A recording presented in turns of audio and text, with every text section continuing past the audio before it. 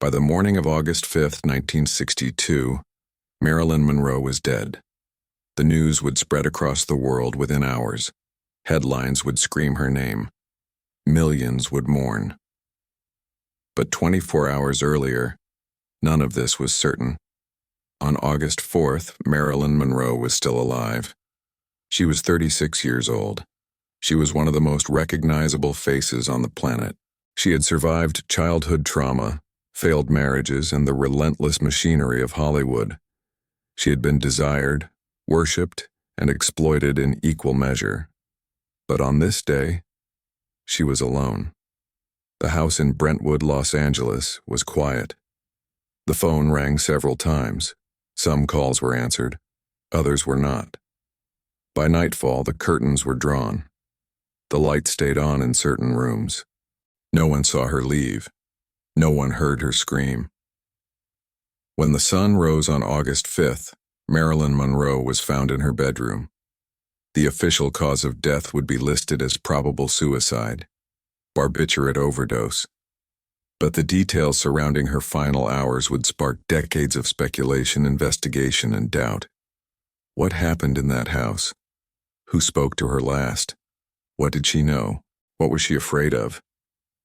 This is not a mystery to be solved. This is a timeline to be understood. These are the last 24 hours of Marilyn Monroe, a day that began like any other, a day that ended in silence, a day that would be examined, debated, and questioned for generations. This was the last day of her life, and it started 24 hours before the world knew she was gone. At this point in her life, Marilyn Monroe was no longer just an actress. She was a symbol, a fantasy, a brand. But behind the image was a woman struggling to hold herself together. By August 1962, her career was in turmoil. She had just been fired from her latest film, Something's Got to Give, after repeated absences from set. The studio blamed her. She blamed her health. The truth was more complicated. Her personal life was equally unstable. She had been married 3 times. All 3 marriages had ended. Her most recent divorce from playwright Arthur Miller had left her isolated. She had few people she trusted, fewer still who truly knew her. She lived alone in a modest Spanish-style home in Brentwood. It was the first house she had ever owned. She loved it, but it also felt empty. Professionally, she was trying to rebuild. Negotiations were underway to return to work. But the pressure was immense. Hollywood expected perfection. The public expected glamour. Marilyn expected herself to survive. Emotionally, she was fragile. She had struggled with depression for years. She relied on prescription medication to sleep, to wake, to function. Her doctors knew. Her friends worried, but no one intervened in any meaningful way. On August 4th, 1962, the world still saw Marilyn Monroe as untouchable, iconic, immortal. But those closest to her saw something else. They saw exhaustion. They saw fear. They saw a woman on the edge. What they did not see was how close that edge truly was. Within 24 hours, everything would change. But at this moment, on this day, Marilyn Monroe was still here. August 4th, 1962 began quietly. Marilyn woke late, as she often did. The house was silent. Her housekeeper, Eunice Murray, arrived in the morning. She had been hired to assist Marilyn and, some believed, to monitor her. Murray moved through the house with routine efficiency. She tidied rooms, she prepared meals. She observed. Marilyn spent much of the morning in her bedroom. She made phone calls. She spoke to her publicist, Pat Newcomb, who had spent the night at the house. The conversation was tense. Newcomb had slept well. Marilyn had not. The contrast irritated her. Newcomb left shortly after. Around midday, Dr. Ralph Greenson arrived. He was Marilyn's psychiatrist. He visited her frequently, sometimes daily. Their relationship was complicated. He treated her. He advised her. He controlled her, some would later say. They spoke for several hours. The session was described as routine, but those close to Marilyn knew that nothing about her mental state was routine anymore. Greenson left in the afternoon. Marilyn seemed calm. She wandered through the house, she looked at scripts, she listened to music, she made more phone calls. One was to her former father-in-law, Isidore Miller. The conversation was warm. She laughed. She spoke about the future. To him, she sounded fine. Another call went to her stepson, Joe DiMaggio Jr. He had recently ended an engagement. Marilyn comforted him. She told him she was proud of him. Her voice was gentle, supportive, normal. By late afternoon, the house was quiet again. Eunice Murray continued her work. Marilyn retreated to her room. The day so far had been unremarkable, but the evening was approaching, and with it, a series of events that would never be fully explained. By early evening, the atmosphere in the house began to shift. Marilyn made another phone call.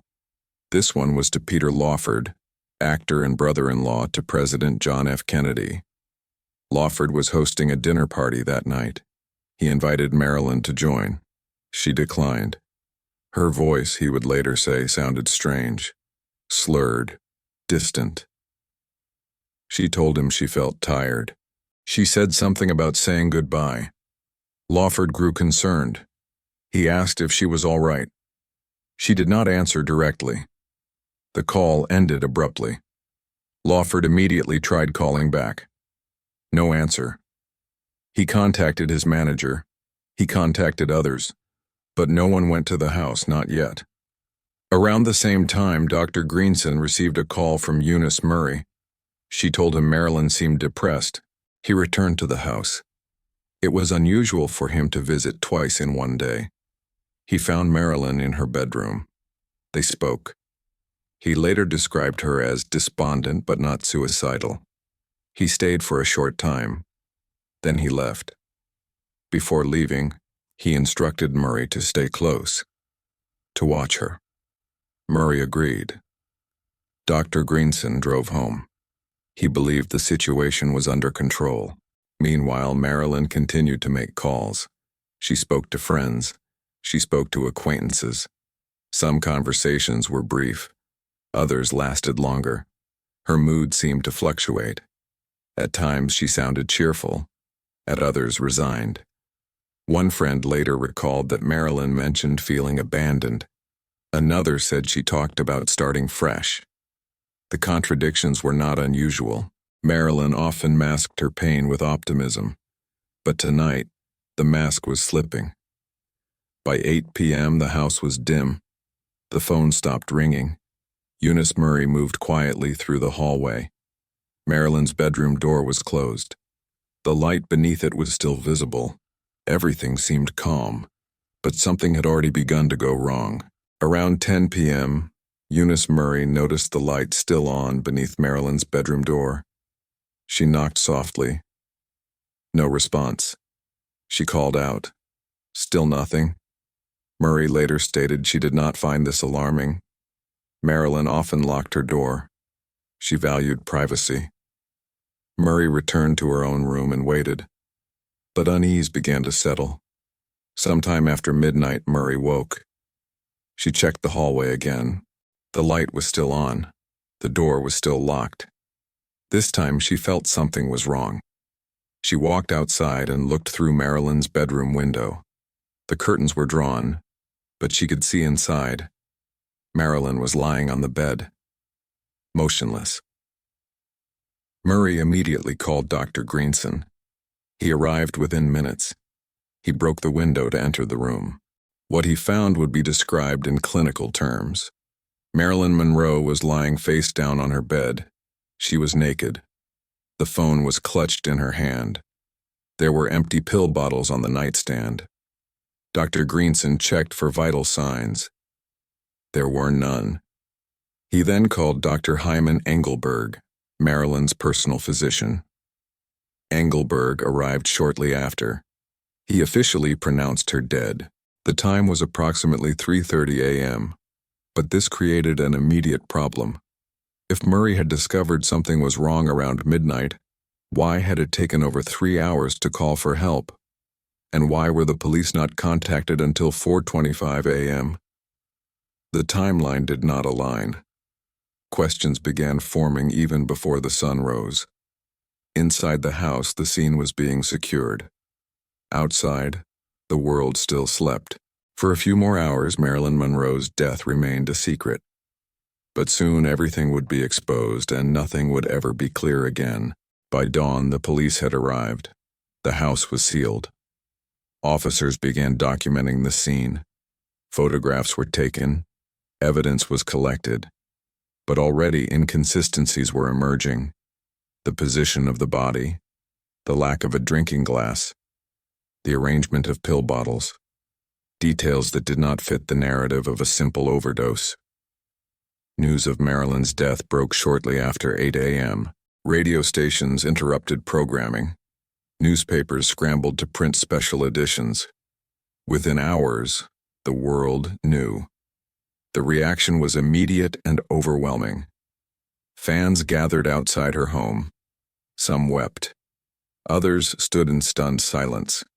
Tributes poured in from around the globe. Hollywood mourned publicly. But privately, panic spread. Phone records were reviewed. Connections were scrutinized. Names were whispered. The official cause of death was determined quickly: acute barbiturate poisoning, probable suicide. The case was closed within weeks. But the doubts never faded. Too many questions remained unanswered. Why was there a delay in calling the police? Who else was in the house that night? What happened to certain phone records? Why were key witnesses never properly questioned? In the decades that followed, theories multiplied. Some involved powerful political figures. Others pointed to organized crime. A few suggested accidental overdose covered up to avoid scandal. The truth, if it exists, has never been conclusively proven. What is certain is this: on August 4, 1962, Marilyn Monroe was alive. By August 5th, she was gone. Her death marked the end of an era, the loss of an icon, and the beginning of a mystery that continues to haunt history. This was Day Falling. One day, everything changes.